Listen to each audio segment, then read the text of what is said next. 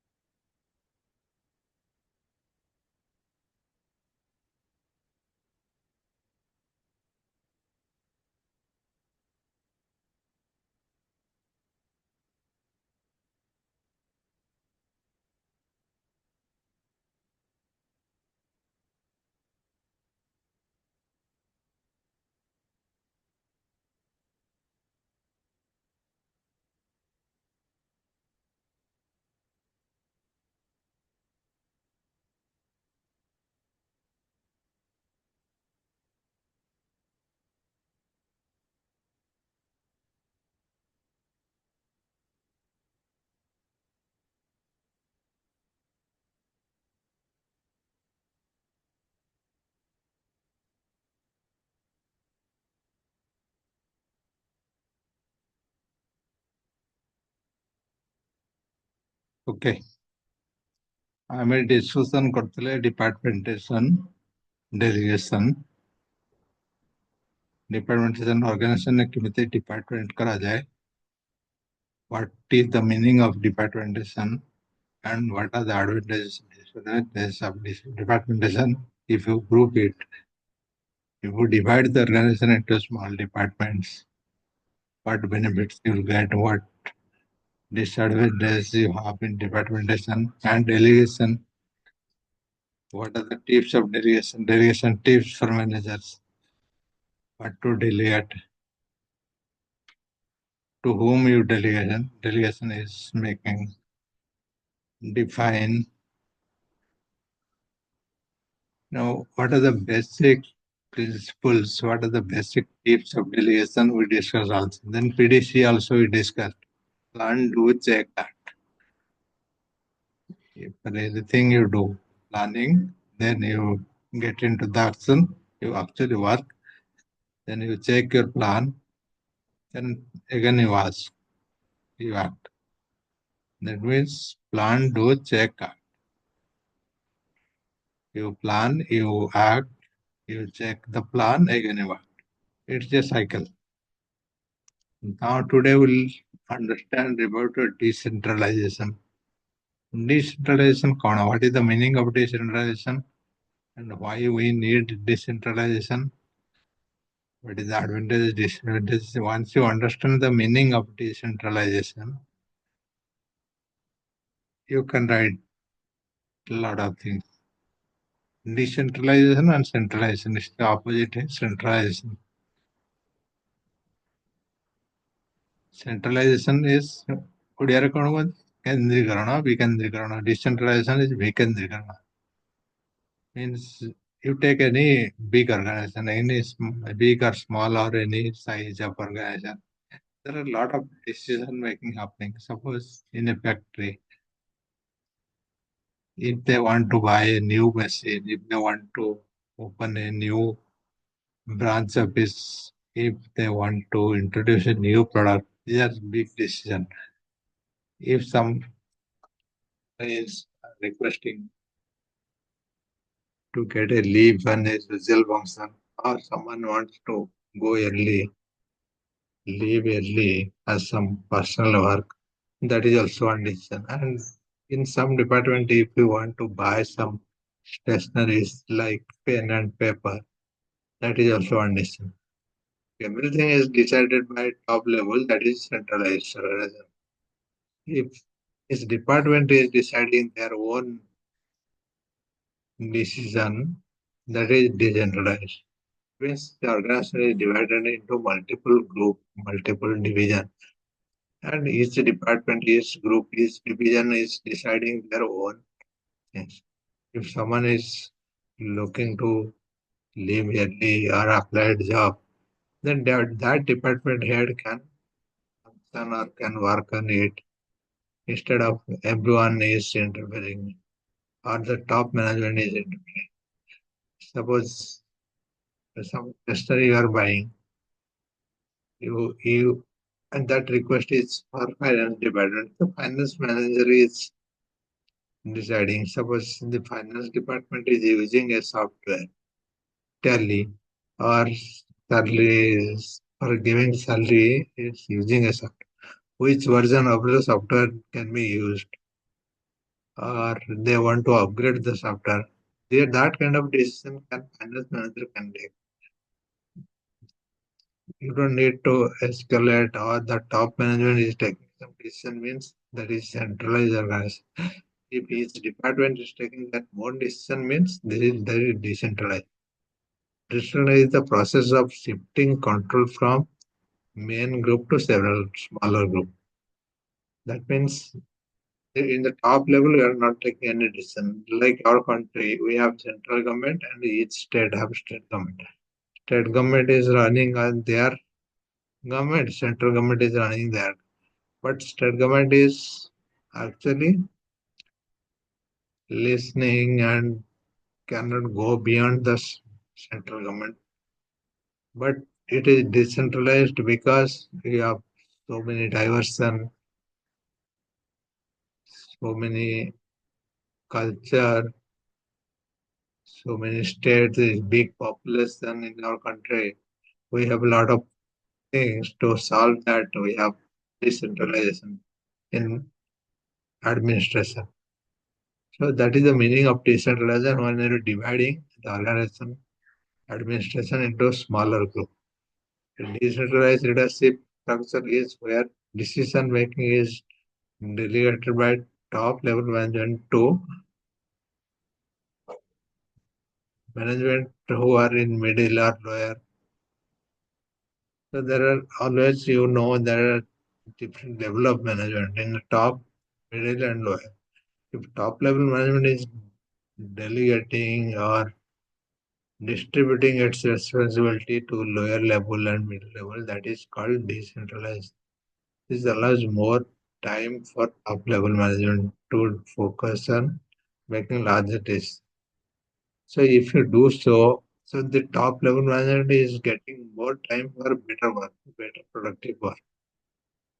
You don't need to concentrate on small things like small decision.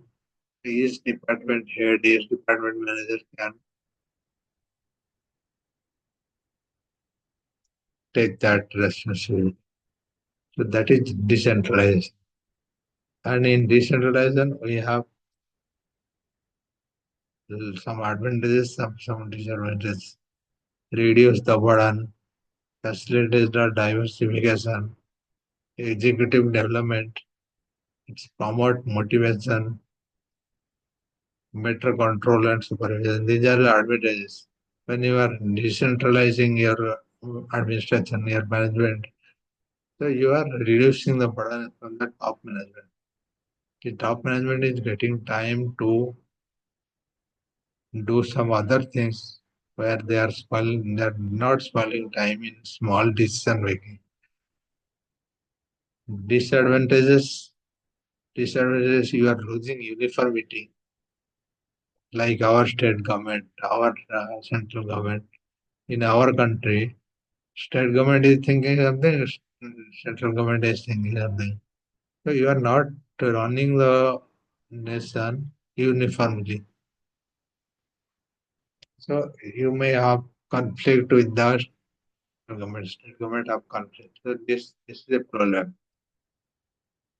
And if you don't have good rapport with your top management, you will have problem in different coordination, different you will raise conflict. So when you talk, when you discuss something, When you negotiate something, you'll have problem with your top management. If you're not the sync, you will have always problem.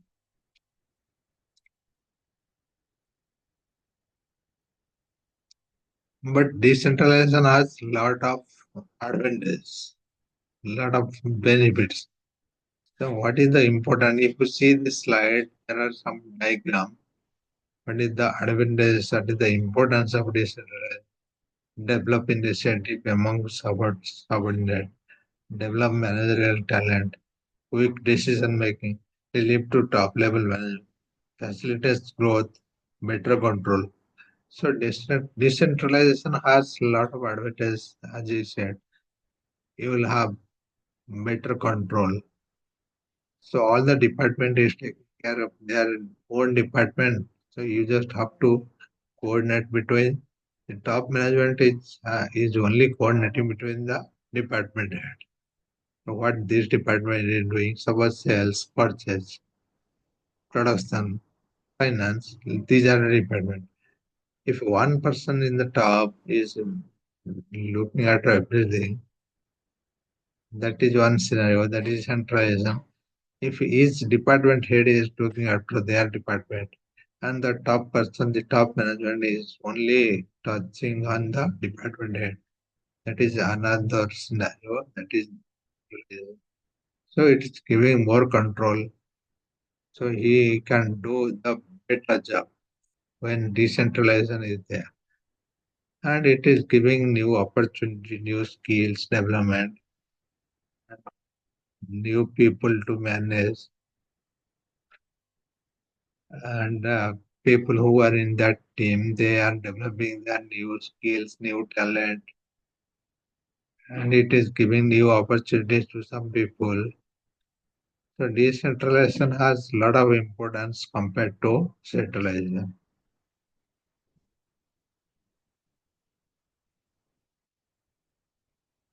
We have another thing like directing. This is something you understood earlier. This is one kind of leadership. Some leader you see like give direction, give instruction to their employees always. So that kind of leadership is directive leadership. In directive leadership, managers guide the team goal. For example, directive leaders may provide coaching, clarify the responsibility, remove any roadblock, and give praise. So this is one good type of leadership where you are actually giving direction and helping your team member by giving their coaching, training them, and by removing their roadblocks. Suppose they're stuck in some point. They're not able to proceed. They cannot do something. So you are there to help them. So this kind of leadership has some elements: supervision, motivation, leadership, communication. What are these supervision, motivation, leadership, communication?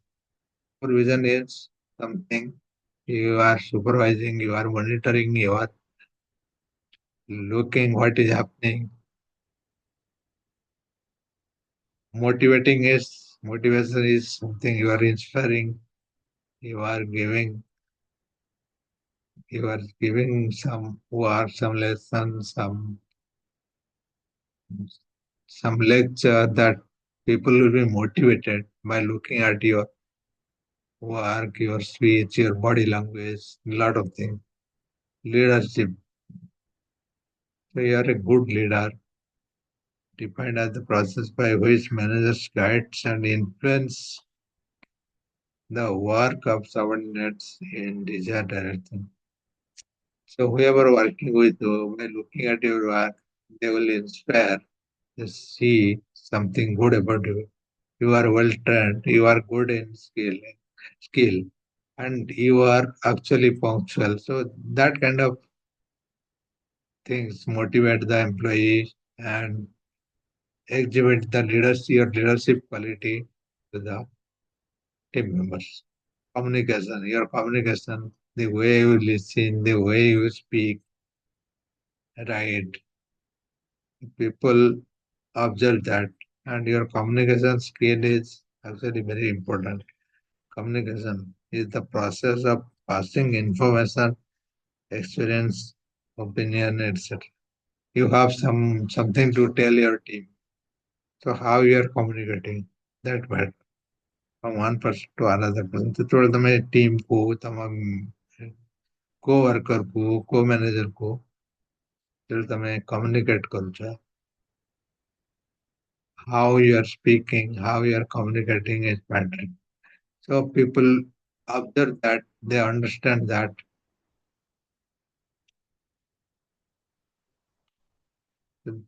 These are the main element of directive leadership. Directive leadership is a type of leadership.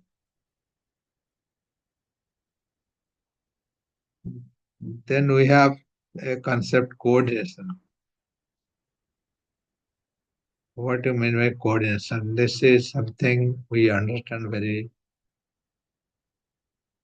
clearly. What is coordination?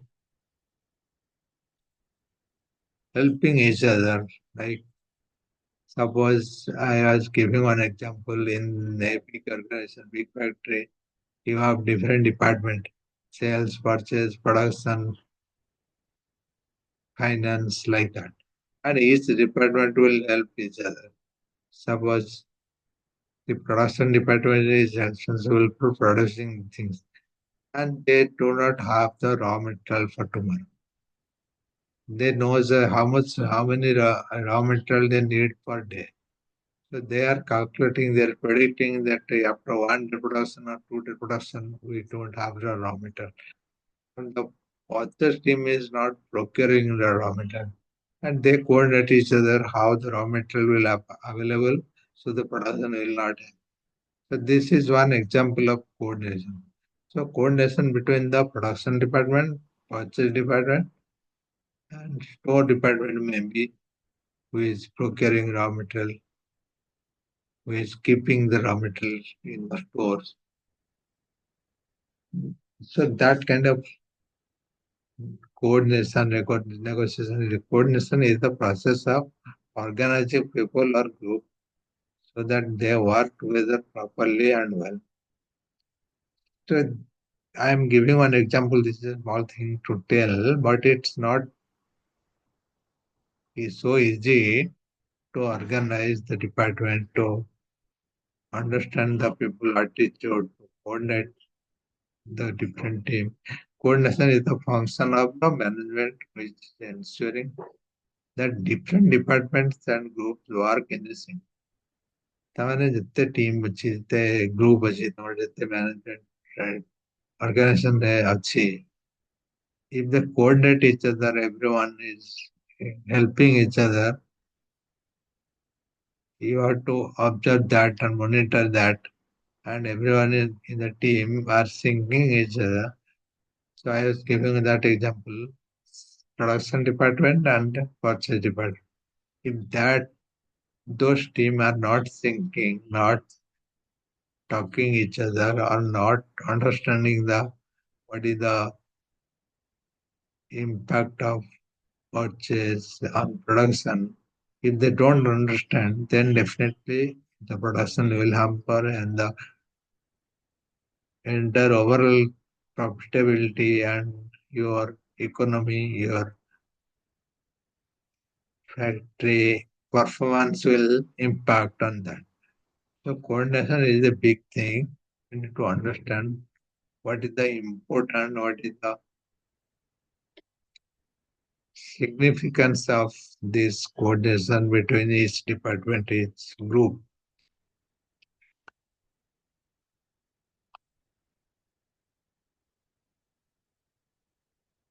There are some features of coordination. Coordination integrate group effort. The concept of coordination always applies to group effort, and there is no need of coordination when only single individual is working. That means it always, if there is multiple people working, you cannot talk coordination if one person is doing everything. So If there are one or two person or multiple person, more than two or more than two, then we can talk about coordination. We can talk about helping each other. So coordination integrates group effort. It is not one person effort. If a group is working, so whether they're coordinating each other. Suppose you are working something and your friend is co-worker is working something, but you have a common objective, common goal. You are working in one direction, your friend is working in other direction. So you will not meet your goal any time. You both understand the importance of goals, so both are working under the same direction, then you will meet your goal soon because both coordinate each other. Instead of unity of effort, coordination always emphasizes the uniformity. Effort different individuals because conflicting effort may be cause damage. Suppose, as I said, the same thing. If your understanding is different, if you are working in one direction and your worker is working in other direction, that means your effort are in both are in different directions. So you will not meet together. Rather, you should have your effort uniformly. So you both are working on the same goal, same objective. Suppose in a factory you are making some doll. Your job is to make only hand, and your friend job is to make only leg. But your friend or you do not understand what you are making. You are making only hand, and he or she is making something else. So ultimately, no one is making leg. So when you finish everything, when you integrate, so you will not have the finished product. That means coordination is very important. You understand what you are making, what your friend is making, and ultimately you are making one thing. Continuous process. So coordination is a continuous process. You cannot coordinate today or tomorrow. You don't need to that do. So you So continuous process means you always have the coordination. Whenever there is the opportunity, there is something you need to coordinate, you need to understand that and coordinate. You don't need to wait for anything. So that is the meaning of continuous process. Coordination is a pervasive function. That means it is everywhere.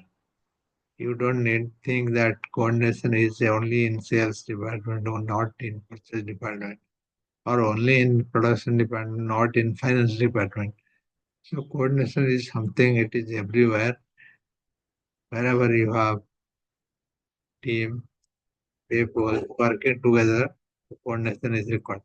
Coordination is the responsibility of all managers. Each department has manager, supervisor, and they are actually making the people understanding everything, and they are motivating and communicating and making sure people are well coordinated, and they are actually telling to the team how coordination is going to help. And coordination is not the task of only top level. Only few people can coordinate. Doesn't mean that only top manager and only the leadership team can coordinate. The team member who are in bottom level cannot coordinate. So managers are helping others to give the importance of the coordination. Coordination is deliberate function. Every manager tries to coordinate the activities of organization to avoid confusion and coordination is a deliberate function means everyone in the organization is actively participating in the coordination. It is not deliberately or planningly. Like suppose you know that today I have to coordinate and you plan for it, and tomorrow I will not coordinate. You don't plan for it. So it's not a deliberate function. It is not organized. It is always there. You have to prepare that. You have to ready for coordination. Suppose you have a situation where you need to understand the people. That means you have to plan your time and you have to work and you have to get the information from other group, other department, other team to understand. So that is what it said. Coordination is a deliberate function. So you have to prepare for that. You have to always ready for that, and you don't need to wait for anything. It is something a deliberate. That means when you see there is a need, you have to reach to the other group, other team, and you have to think, have to talk and understand everything from the other group. And that is why coordination is a deliberate.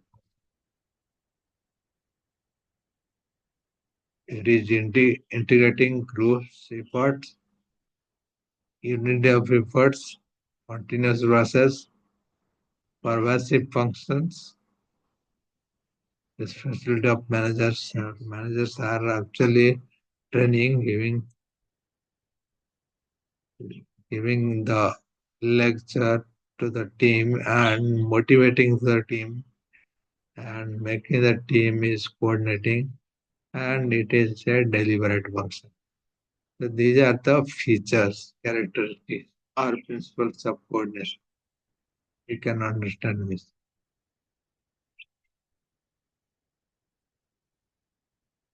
We understand the decentralization and coordination. These two are different topic, different uh, concept in management. You go to any organization, any small or big, you will have this kind of thing. Even in your personal life, you have decentralization, coordination. In your personal life, you can actually relate. Then in the next class, we'll understand something more about skills, communication, and writing skill, how these skills are important and what are the significance or what is the channel or process behind these skills. We'll understand that. In another 3 4 class, we are trying to end the syllabus. So maximum 4 5 class.